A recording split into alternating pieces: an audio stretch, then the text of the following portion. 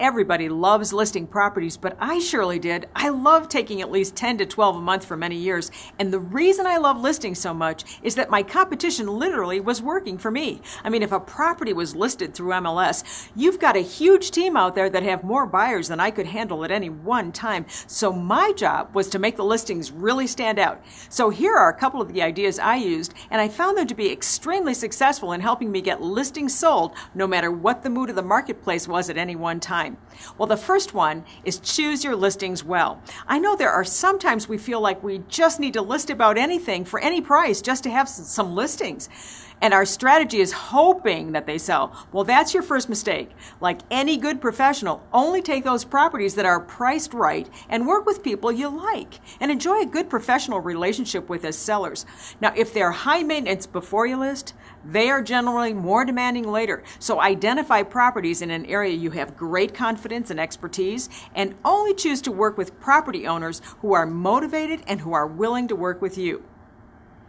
Now, the second thing is price them right and with the market. This is not a one-time event. Read your marketplace and often. If the market shifts, you don't want to be chasing the market because we know studies show overpriced properties sit longer and are generally selling for less than fair market value in the end. So coach your sellers right from the get-go on this important facet of their marketing strategy. Study the market regularly to report what's happening so they are part of the decision process. And no matter what, the property must show well and must have easy access. It's at this point you must have control of how the property is actually going to be shown.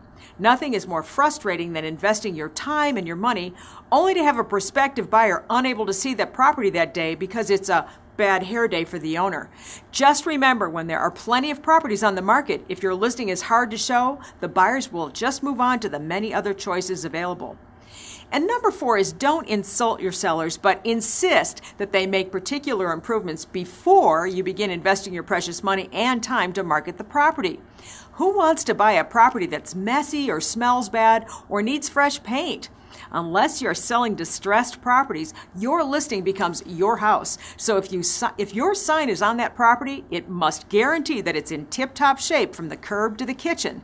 There's simply too much competition out there, and today's market has been described as a beauty contest and a price war. So be firm about having the changes done before exposing the property to the buying public. Hey, use technology. A recent study revealed that only 10+% of all listings that are marketed today have virtual tours. Now, this is a great way to get the new Gen X, Gen Y buyers involved in your listings, as well as creating differentiation at the listing table with your sellers. Use the best virtual tour program that can really help engage that buyer into the property. Now, my favorite is OBO.com Virtual Tours because it offers a myriad of features that allow the prospect to interact with the tour. Like they can change the colors of the flooring and the walls and the cabinetry. It also has an automatic reporting capability to the sellers to let them know what's going on with search engines and how many views the property actually gets. And use more eTools. If you aren't using some of the latest tools to market properties, why should your sellers list with you? It's like hiring a doctor that doesn't have the right medical equipment to make sure you're healthy. If you want to dazzle your prospective listing clients, demonstrate that you have an incredible box of power tools to get their property sold. Are you using blogs to help direct search engine optimization or web traffic? Are you using an OBO tour that helps submit your tour to major web portals? How about podcasts? Are you maximizing search engine optimization using iTunes and Technorati? What about offering your sellers their own property website, which, by the way, is a feature offered by OBO? Brochure boxes are nice to have, but what happens when the buying prospect opens the box and it's empty? Do you explain to your sellers that you have that covered with a call capture system that works 24/7 to give information on their property and you'll never miss a prospect?